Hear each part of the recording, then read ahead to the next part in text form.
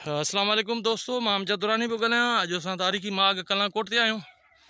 अॼु मूं सॼियूं मूवियूं तव्हांजे लाइ भरियूं आहिनि कलाकोट जूं। अॼु हीउ ॾिसो त कलाकोट जा उहे ॾखिणे ओलह तरफ़ जा माग आहिनि जेके असां पहिरियां ओभर तरफ़ वियासीं ऐं हाणे हिन जे ॿिए तरफ़ असां आया आहियूं। हीअ कचनि भितियुनि जा ऐं कचा कोट हुया कंहिं दौर जा, ऐं हुन में गच जूं मिटियूं ऐं सनीअ सिर सां कमु थियल आहे। हीअ ॾिसो त कची सिर जो कमु बि हिते थियल आहे ऐं कची सिर जो कमु इहो ॿुधाए थो त हीउ उहो दौरु आहे जेको अञा भट्टीअ जो दौरु शायदि न आयो हुयो, ऐं फ़ौरन ई बाद भट्टीअ जो दौरु आयो त उहे बि सिरूं तव्हांखे हिते नज़र अचनि थियूं। हीउ कलाकोट आहे, परे सिज लही रहियो आहे ऐं मूंसां गॾु मुंहिंजो दोस्त ऐं तारीख़ सां मोहबत रखंदड़ मोहतरम अतामन जावेद साहब मूंसां गॾु आहे ऐं इन जी महिरबानी सां अॼु असां हिते पहुता आहियूं। मुंहिंजे पोयों बिल्कुलु सिंधु दरिया जो पेट तव्हां ॾिसो था ऐं हीअ आहिनि तारीख़ी माग आहिनि जिन ते बेदर्दीअ सां जेको आहे सो अफ़सोस करे सघिजे थो। ऐं मूंखे अॻु में बि चई चुको आहियां त जॾहिं पंहिंजी अमड़ जे वफ़ात जी मूंखे ख़बर पई ऐं फ़ोन कयो मूंखे वॾे बिरादर त डॉक्टर चयो आहे त अमड़ फोत थी वई आहे, त उन जेको मूंखे तकलीफ़ पहुती हुई, ॾुख ऐं दर्द थियो हुयो, उहो ॾुख ऐं दर्द अॼु ई मां महसूसु करे रहियो आहियां हिन तारीख़ी मुक़ाम जी तबाही ऐं बर्बादी ॾिसी करे। ईअं ई मां बि हिन किले वांगुरु पंहिंजी अमड़ जे वफ़ात ते वीरान ऐं बर्बाद थी वियो हुउसि।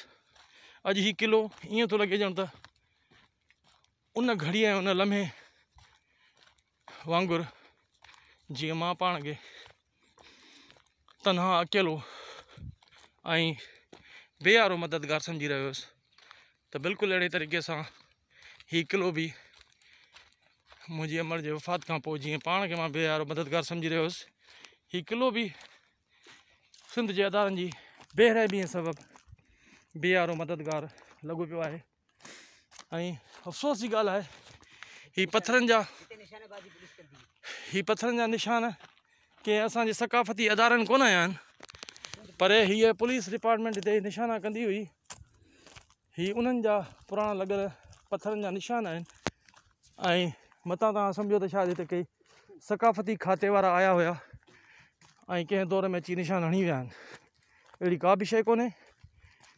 हीअ 20-25 साल पहिरियां जेको पुलिस वारा हिते अची प्रैक्टिस पुलिस जी कराईंदा हुआ ऐं गोलियूं हलाईंदा हुआ ऐं उन्हनि खे गोलियूं हणणु सेखारींदा हुआ, हीअ उन्हनि जूं महिरबानियूं आहिनि जो उन्हनि पत्थरनि जा निशान हणी करे ऐं पंहिंजी पुलिस जूं मुख़्तलिफ़ शयूं ऐं रखियूं, जंहिंजे करे इहो थोरो इलाइक़ो तव्हांखे सिधो या पत्थरनि सां लीका लॻा नज़र अचे थो, पर हिन में को बि डिपार्टमेंट जो को बि कमाल न आहे।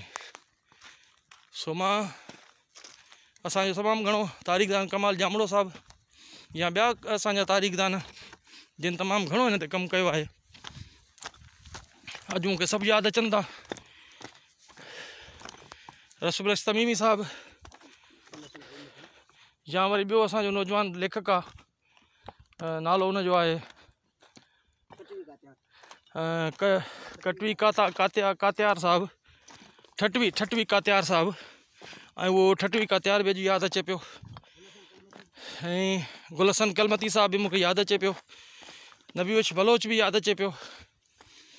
सिंध जा ॿिया खोड़ सारा नाला आहिनि जेके मूंखे यादि अचनि था जिन सिंध जी तारीख़ ते लिखियो।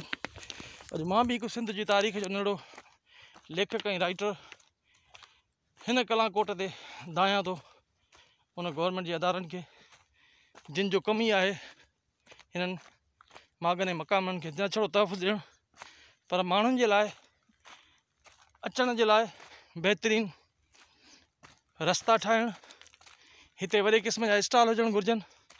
मुर्गूं अहिड़ी सारे किले में असां घुमिया आहियूं 2-3 किलोमीटर, किथे हिकिड़े पाणीअ जो बोतल बि कोन मिली आहे, न वरी असांखे को माण्हू मिलियो आहे, ॼण त कंहिं हिकु वीरान इलाइक़नि में अची पहुता आहियूं।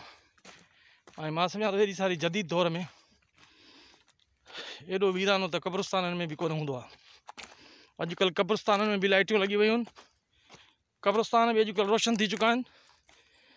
जेतिरी बर्बादी ऐं तबाही असांजे हिन तारीख़ी माॻ सां आहे, एतिरी बर्बादी ऐं तबाही त अॼु क़ब्रिस्ताननि में बि न आहे। सो इहा वॾी ज़्यादती आहे, ख़ासि करे सिंध जे तारीख़ी मुक़ाम सां, ख़ासि करे सिंध सां। ऐं मां इंटरनेशनल लेवल जे तंज़ीमुनि खे बि गुज़ारिश कंदुसि त उहे महिरबानी करे जेकी दुनिया जे माॻनि ऐं मक़ामनि जूं ॻाल्हियूं कनि था, उन्हनि खे बि गुज़ारिश कंदुसि त हू अहिड़े तरफ़ अचनि ऐं इंट्रस्ट पैदा कनि ऐं हिन तारीख़ी मुक़ाम खे हिकु अहिड़ो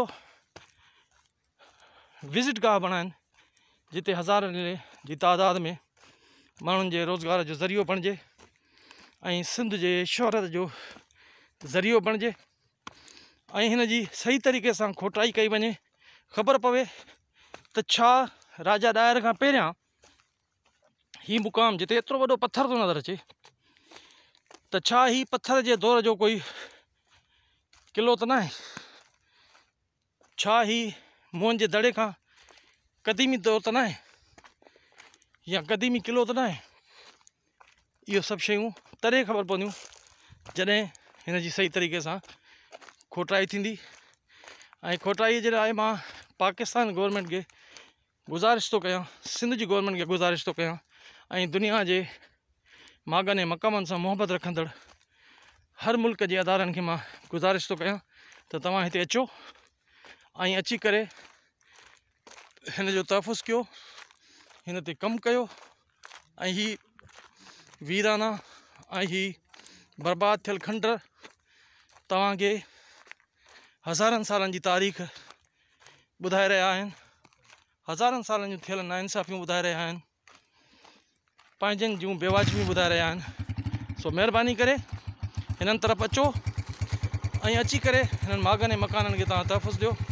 ऐं असां हाणे पंहिंजे समूरनि दोस्तनि सां ही मोटरसाइकिल तयारु आहे, छो त रस्तो तव्हां ॾिसी चुका आहियो, हिते का गाॾी अचण जो वॾो मसइलो आहे। हिन जी महिरबानी आहे दोस्तनि जी जिन मक़ाम ते असांखे चकर ॾियारायो। ऐं हीउ मुक़ाम जेको तारीख़ी मुक़ाम आहे, सिंध जो वॾो मुक़ाम आहे, जेको न ख़तमु थींदड़ हिकु तारीख़ आहे।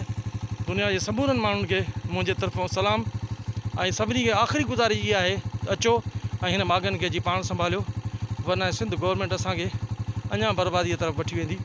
अमजद दुरानी, कराची। अस्सलाम वालेकुम।